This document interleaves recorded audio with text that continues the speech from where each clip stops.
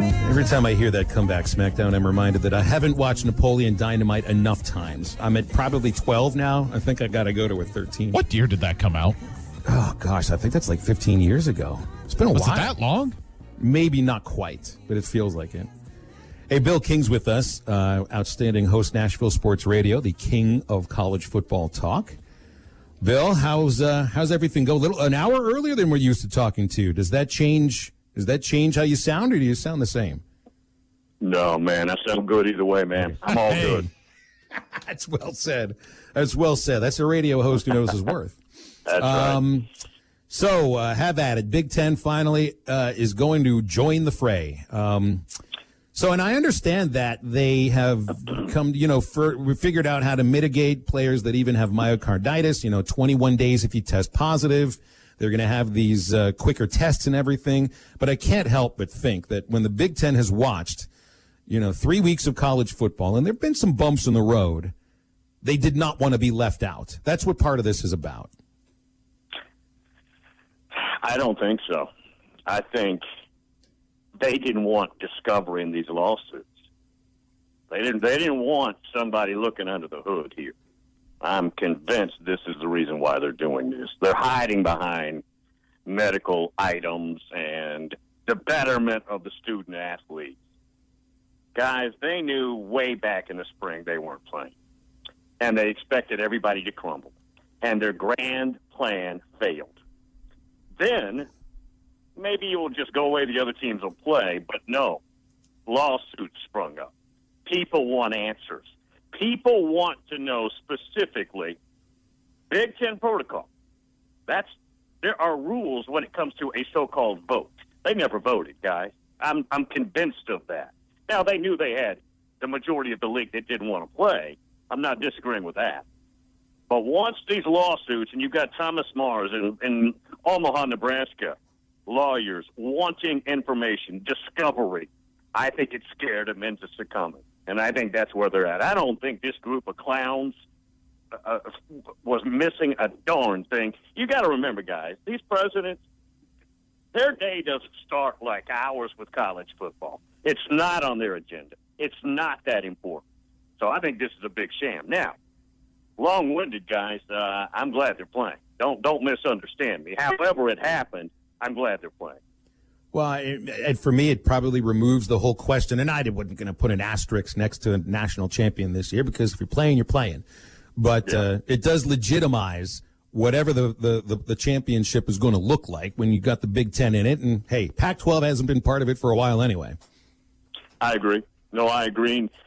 Again, if I want a natty and they're not involved, I'm hanging that banner and it counts. But, yeah, sure. if the Buckeyes, Penn State, those are the only two in that order.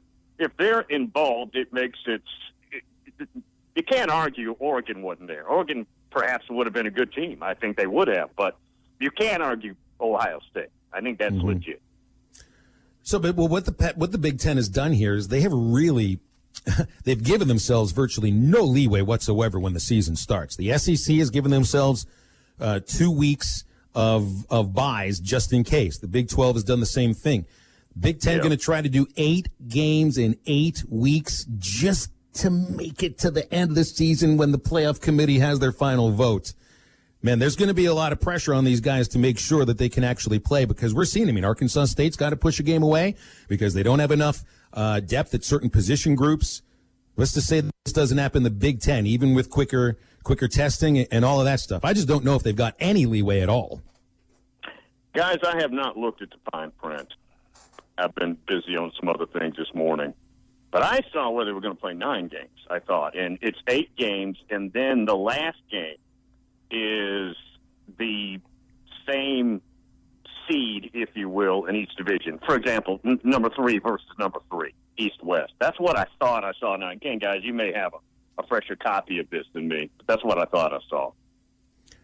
All right, let's get into to Georgia for a moment here because that's who Arkansas opens up against. We've talked quite a bit about their offense, and they're trying to remake things a little bit. You got a new offensive coordinator in Todd Bunkin. Let's go to defense here, which is really where Georgia, where push comes to shove there. Same defensive coordinator they've had for a while in Dan Lanning.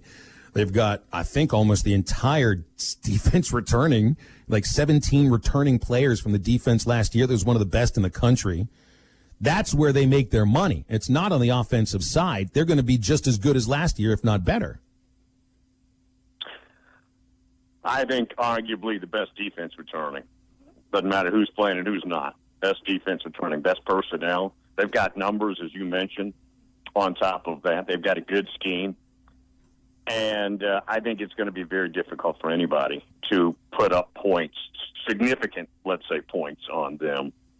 And now offensively, maybe you catch a break. Maybe they're not in sync. Maybe it's going to take them a while. I assume Daniels trots out there first. I wouldn't bet you a bunch on it, but I would assume that they'll go with, he's only got a freshman year in him, basically, but he's a veteran in essence compared.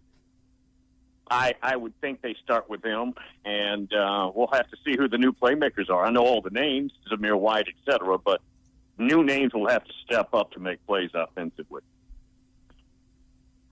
Speaking of Bill King, here on halftime, Bill, when you look at that Georgia matchup like we were just talking about, is it going to be the defense, and particularly that defensive front, that the Razorbacks are going to have to focus on the most as they start the game prep here? Probably, I assume they're already starting the game prep right now, but the coaches and the fans, is that going to be the area of focus that we need to focus on? Number one, the Georgia defensive line?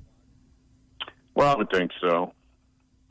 And now they're good on every level. They're outstanding on every level. But, yeah, that fight up front, if you will, is going to be very important because Arkansas is not going to be able to get on track.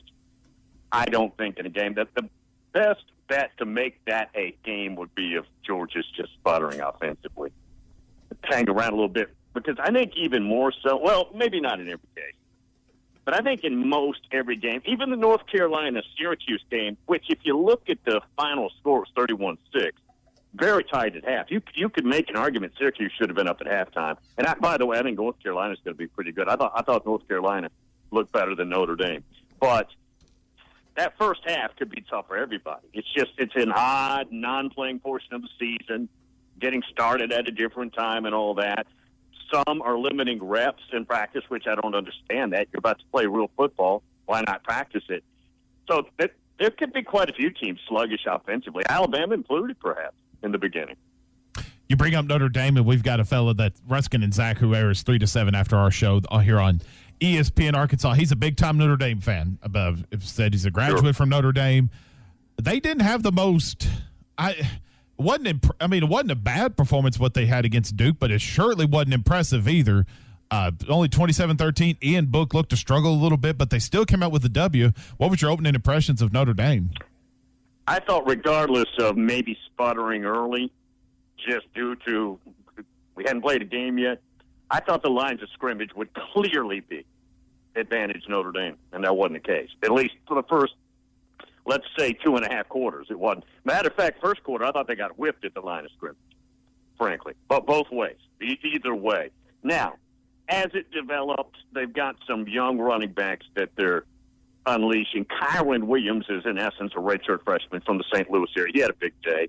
They've got another true freshman out of Virginia who's a 10-5 guy, Chris Tyree, who they got some reps to.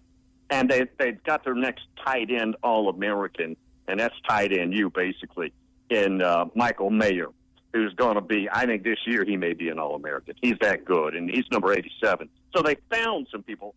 Isaiah Foskey, number 7, the defensive end, a young kid out of California, rushed the passer. Chase Bryce, quite a bit in that game and looked good. So they had some things guys develop. But, yeah, early on, I thought Cut and the boys whipped them up front. And then when you move over to the ACC, just for a sec before we let you go, Trevor Lawrence, Travis Etienne both had outstanding days for Clemson when they beat Wake Forest 37-13. 351 for Trevor Lawrence, 22 of 28. For the number one team in the country, that's about as much of a textbook start as you could ask for. Yeah, they weren't needing any extra reps, were they? They were. Trevor Lawrence looked like the number one pick in the draft, which he will be. He looked like a potential generational quarterback, which I think he's got all the skills to be that good. Even though they're thinned down at wide receiver due to either graduation or people like T. Higgins moving on or injuries to the Ross kid who's out for the year, they've got so much talent. and they can just stack them up one after another. And guys, if Notre Dame's not the number 2 team, which I couldn't really tell who was the number 2 team, maybe North Carolina, but Clemson, I think, is I don't mean just a double digit. I mean a large double-digit favorite over everybody in that league. I think they beat Notre Dame. If Notre Dame's the second-best team, I think they beat them at least 3 touchdowns. Wow. Well, they're favored by 44.5 over Citadel this weekend, so we'll see how that goes. Bill, appreciate your time, man, as always. Thanks for coming on a little earlier today. Appreciate it. Bill King from Nashville Sports Radio. Hey, for our listeners in Baxter County, don't delay your health care any longer. Baxter Regional Medical Center's family is ready to take care of yours again safely. Safe scheduling, safe screeners, safe check-ins, safe lobbies, safe hands, safe exam rooms, safe belongings, and safe telehealth visits as well. Now, you'll be screened for COVID right at the door. Everyone required to wear the face covering, sanitizing locations located throughout all the facilities and clinics. They're cleansing all of their surfaces with UV light, frequent disinfecting and cleansing. So don't delay any of your surgeries or procedures any longer. That's Baxter Regional Medical Center. You can go to baxterregional.org to learn more or call them up at 870-508-1000. And more back after the break. We'll wrap halftime up with a cherry on the top, Change My Mind.